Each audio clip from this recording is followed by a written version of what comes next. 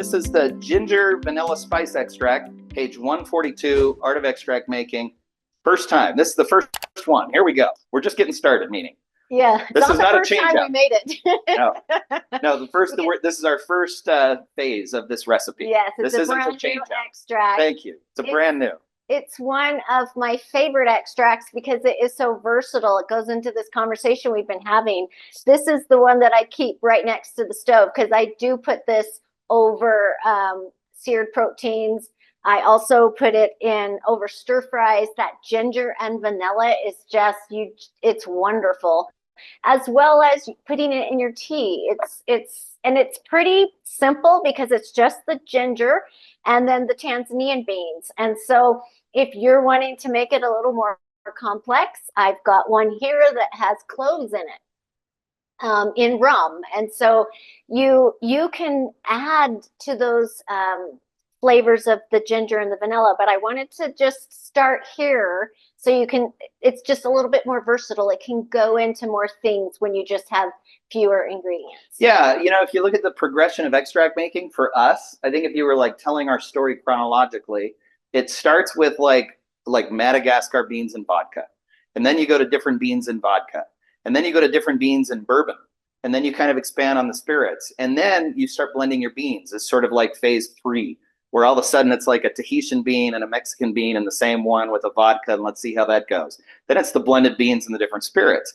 Then you start bringing in new ingredients. And so you can kind of see this in our book where we go to like a single new ingredient. And really these last two are just that. It's like our beans. And in the first one, we just added grapefruit. And on this one, we're just adding ginger, just to show how the flavors can be expanded to whatever kind of flavor you like the most. Yes. Right? Yeah. And again, it makes it more versatile for the things that you can use it in with with fewer ingredients. Yeah. And then in the end, we get really complicated with caramel squares and star anise and allspice and nutmeg and cloves. And we just kind of go crazy. And that's like the final level where you're just all over the place. And anything you see anywhere in the store, you're like, can I extract that? Can I extract that? I know some of you ladies think that way. Can I extract that? I love Campbell's tomato soup. Can I extract that? Oh, that's great. But that's where your mind is like, can I get that flavor in an extract and have it available for whatever I want? That could be great. I do. No, do not extract Campbell's tomato soup. I don't know why that popped in my mind, but that's the way it works. It's almost dinner time. I know, that must be it. Grilled cheese. No, I do that at the liquor store, though.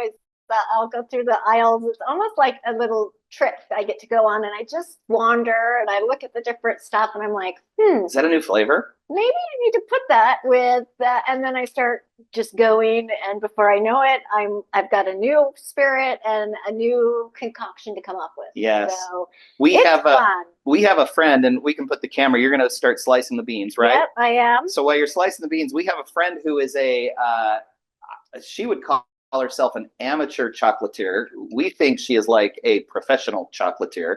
She's absolutely amazing. She, gets the cacao and grinds it into the chocolate, and from that makes all of these really complex chocolates with fruits and different things. And it's a perfect example of all the different extracts for all the different flavors, because she has fruit-based chocolates that she'll use more of a fruity one. She has a grapefruit chocolate that she makes. She has berry chocolates, where she would love like the blueberry. She's used the blueberry one. She's used her blueberry. She has, that's a perfect example that when you go deep in like one part of any kind of culinary art, whether it's dessert making or chocolatier, whatever it is, she can't have enough flavors to marry with all the different chocolates that she's making with all of the different blends of fruits and tastes. And it's so much fun to then be able to experiment with them all in that, to eat chocolates. And that's why it's an art. That's why it's an art. It's something that you're creating just for you. Yeah. And that makes it interesting and fun and exciting to try new things. It is. And then when you give it to your friends that are chocolatiers, they invite you over to taste test all their chocolates. And then they send you home with chocolates. And so if you're watching, you know who you are, and we love it. Okay. Yes, we do. Keep going. So you chop the beans. Okay. You went ahead and cut all of these. You didn't slit them, you cut them. I didn't, yes. And I also tied a few, so I have the full bean for later. That's usually what I do. I do a little bit of both. Yep. That was 1 ounce of Tanzanian beans. And then we also have 1 cup of ginger. That's a lot of ginger. But this is going to be strong. It's an extract. And so, you know, my ginger looked something like this guy, right? And so for time purposes, I went ahead and peeled it and kind of sliced it, kind of, you know, I don't always peel the ginger if it's just a very small amount of ginger that I'm adding, because there's not a lot of peel. But since it's an entire cup, I wanted to make sure that most of the peel was gone, because all of that kind of sediment, it's like a sediment inside your extract. And I didn't want to have all the peel in there. And so if you're using a large amount, I would definitely peel the ginger first. Yep. And like any extract, if you do end up with the sediment, you pass it through a filter when you're done. If you want to strain it, there was a lot of chat in our Facebook group today about, you know, whether you do get rid of the oils or you don't get rid of the oils. And it's kind of personal preference. But this is one, if you do get the sediment, you just pass it through a coffee filter, yeah, you'd be and fine. it looks beautiful. Yeah. Okay, so I'm just going to add this entire 1 cup of ginger. You guys, this smells so good. Wonderful. And I just want to add on too, while you're doing that, where we're saying it's a lot of ginger, a little bit of vanilla. The goal of extract making always, I mean, when you talk high level, we're trying to get the most concentrated amount of flavor into 1 teaspoon as we possibly can. When everyone talks about using extracts, they talk about it in terms of teaspoons and splashes and a couple of drops. They say things like that. And then that flavor is sort of diffused through whatever it is you're cooking or drinking. So the idea is as much concentration as you can in the smallest amount of moisture content possible. If you're baking, you got to get as much in that 1 teaspoon as you can, because if you had 2 teaspoons, as you know, it can mess up your cake if there's too much water content. So it's maximum concentration of flavor. And that's what we're trying to do here. This is very ginger forward, but the vanilla makes everything creamy and sweet and kind of ties it together, right? Sure, it just adds kind of a softness to it. Yep. Okay, so the reason this is ginger vanilla spice is because we're adding spiced rum. If you don't want to add the spiced rum and you just really want that pure vanilla ginger flavor, you know, so you have more versatility, just use a plain white rum. That would be, I've done that. And I did that with this one here, and it's lovely. It turns out beautiful. Yeah, it's been a while since we've talked about spiced rum, because we're very clear in our book and on our site. You try to avoid artificial flavor, or, you know, flavored rums, flavored vodkas.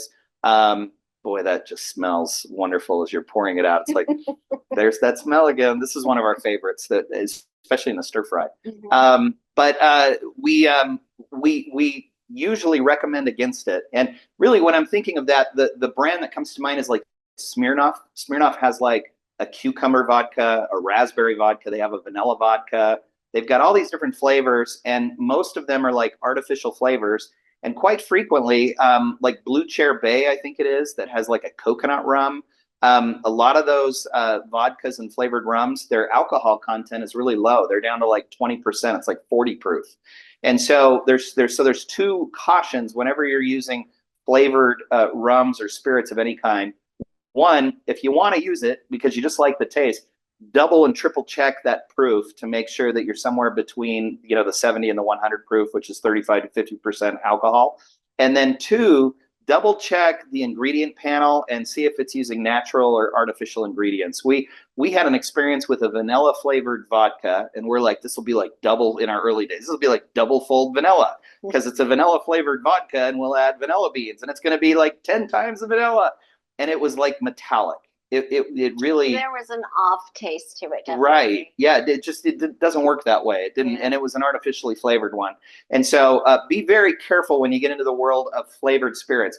Now, the Kraken, Captain Morgan spiced rum, those are 2 that we have used over and over again. Their flavors are beautiful, and they just, for whatever reason, and their proof is always perfect. And the taste is wonderful for extract making.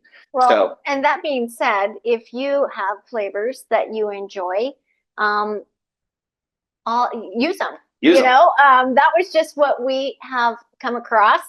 And then also, as long, like Paul said, as long as you're at that 40%, you try anything. If you think it sounds good, you try Give it a try. and see what you think. We're letting you know what we found out. Exactly. And when you do try, post it in the group, because we just love seeing all these experiments that are happening all the time, and we're all getting smarter and smarter every day, right? I mean, just there's so many things that we've learned since we stopped writing our book, right? I mean, it just every day we're getting smarter and smarter with extract making, learning more, and you guys are along the ride with us. Yep. So that's it. I just finished off. There was 8 ounces, and I used Captain Morgan spiced rum, and that's it. Yep.